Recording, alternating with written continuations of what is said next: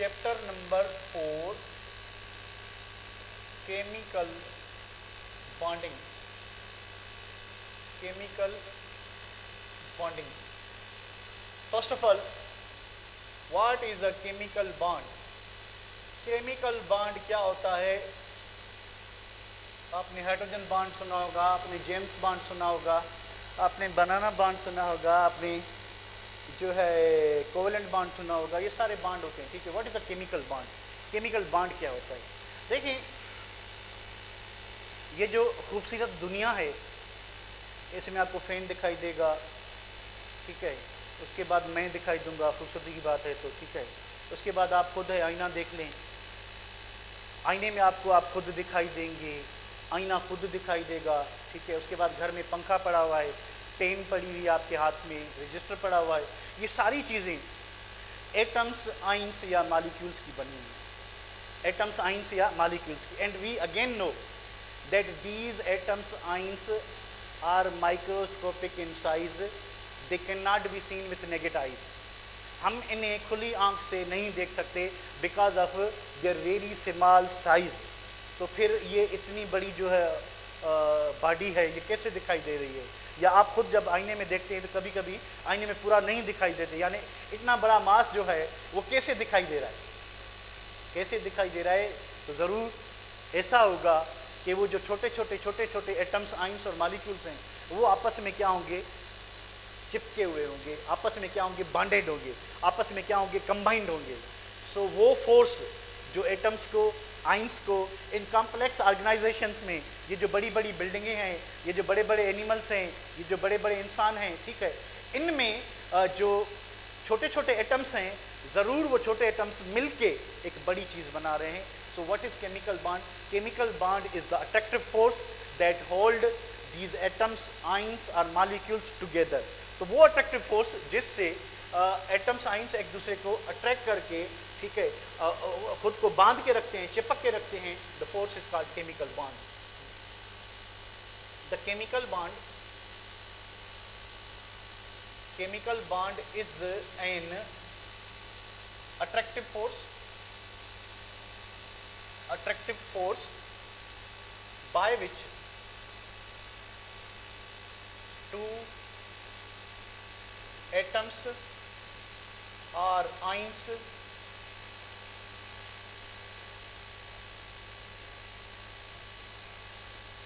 bind themselves।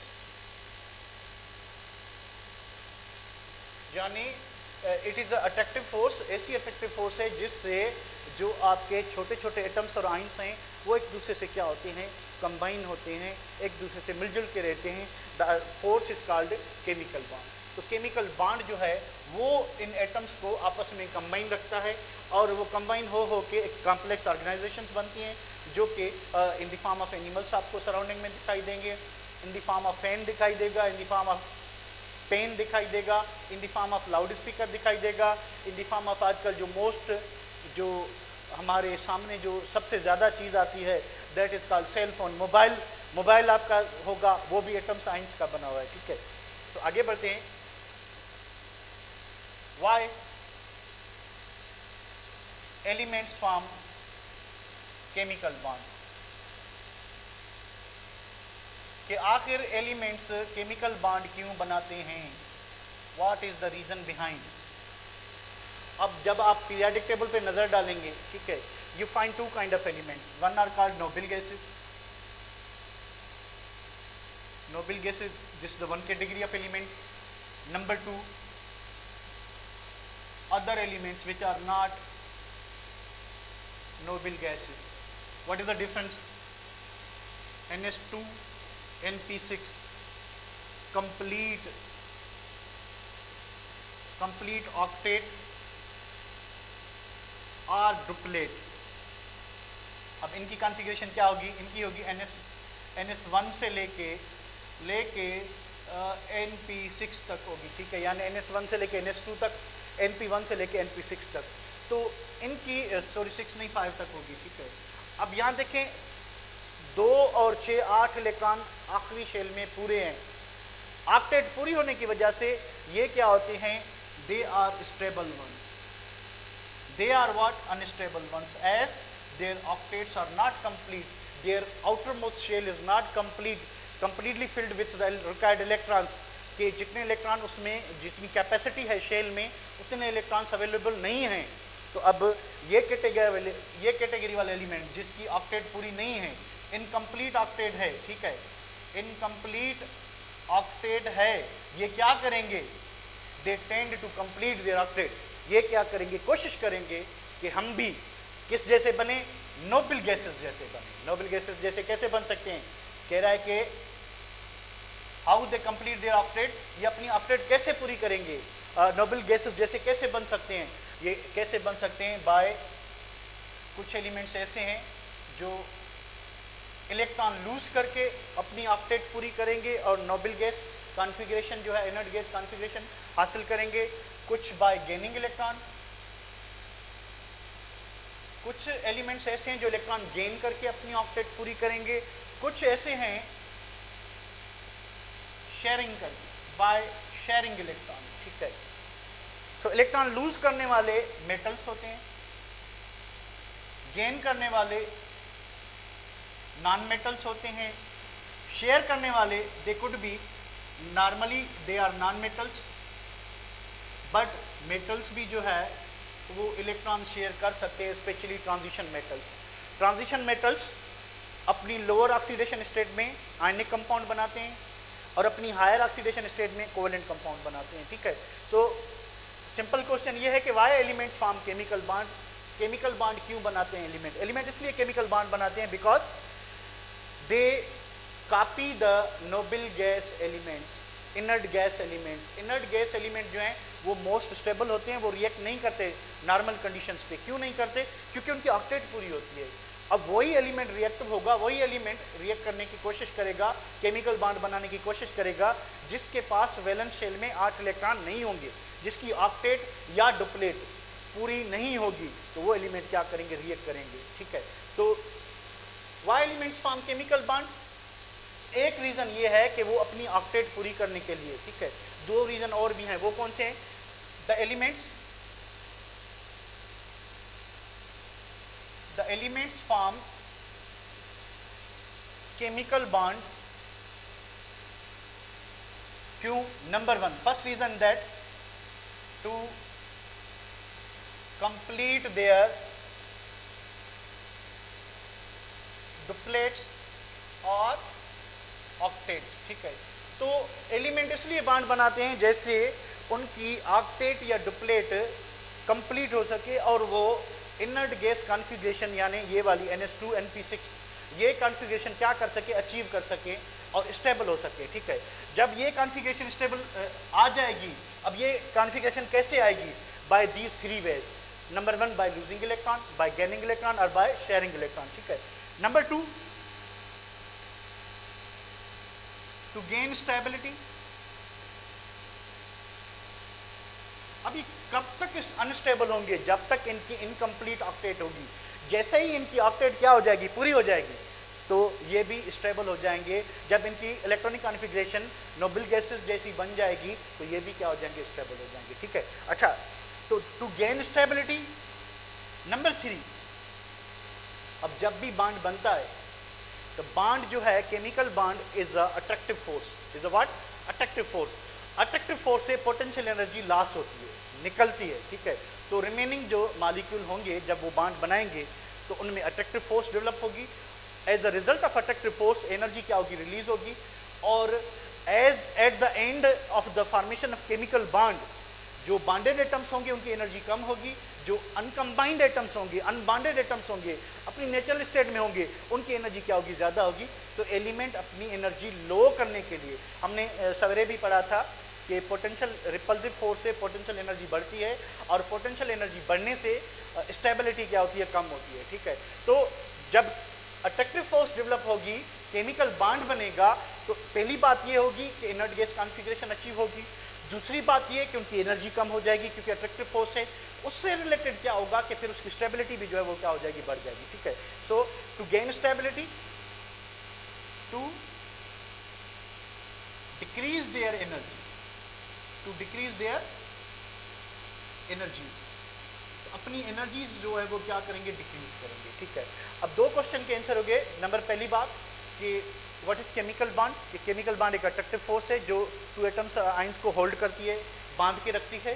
And why elements form chemical bond, these are the three reasons to complete their octet और to achieve inert gas configuration, to decrease their energy and to gain stability, stability gain करने के लिए करते हैं। ठीक है, अब third question is that, ये फर्स्ट हो गया आपका, ये सेकंड हो गया। The third question is that how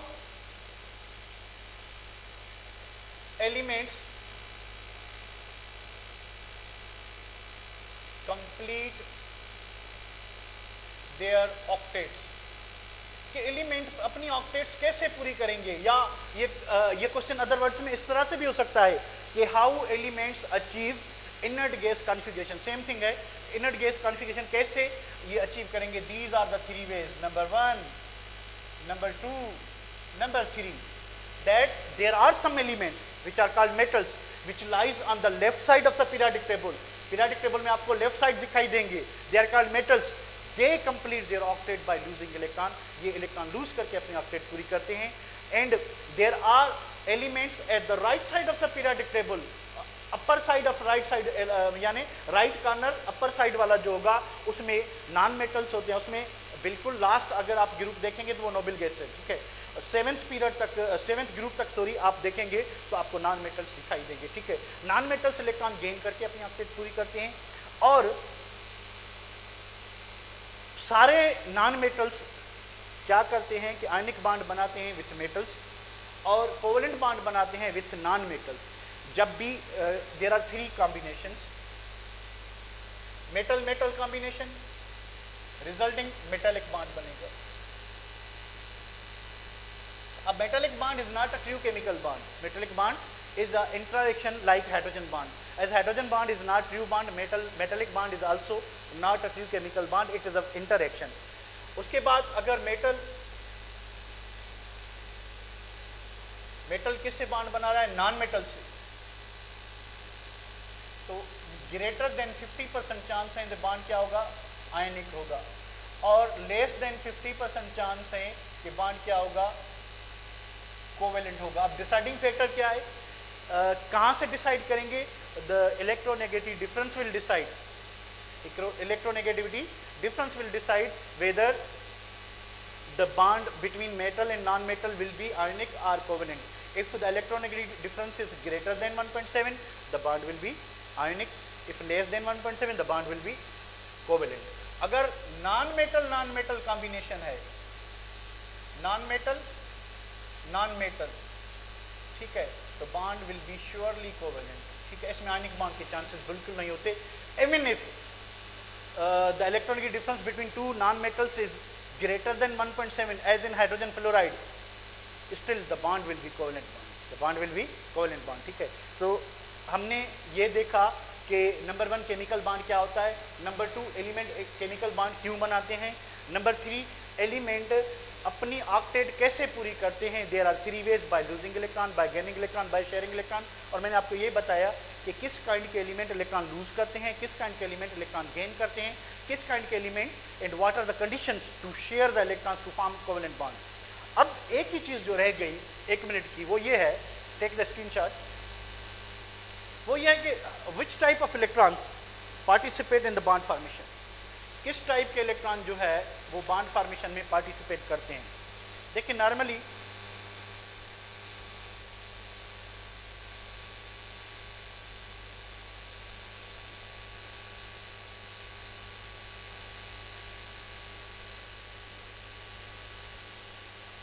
जब भी आप किसी एटम को देखेंगे, for example we are talking about the sodium, sodium Z is equal to 11, इसका ये फर्स्ट शेल है K शेल, इसमें 2 इलेक्ट्रॉन होंगे, 8 इलेक्ट्रॉन होंगे और 1 इलेक्ट्रॉन होगा। ठीक है, नाउ इसकी जो कॉन्फ़िगरेशन होगी वो इस तरह से होगी 2 8 1, अच्छा थोड़ी आए बस पूरा अंदर। ठीक है, अब ये K शेल के इलेक्ट्रॉन है, ये L के और ये M के हैं। ठीक है, this last shell is called valence shell, this last shell is called valence shell, और these shells or are called inner shells. These shells are called inner shells. The electrons present in these shells are called core electrons, and the electrons present in valence shell are called valence electrons.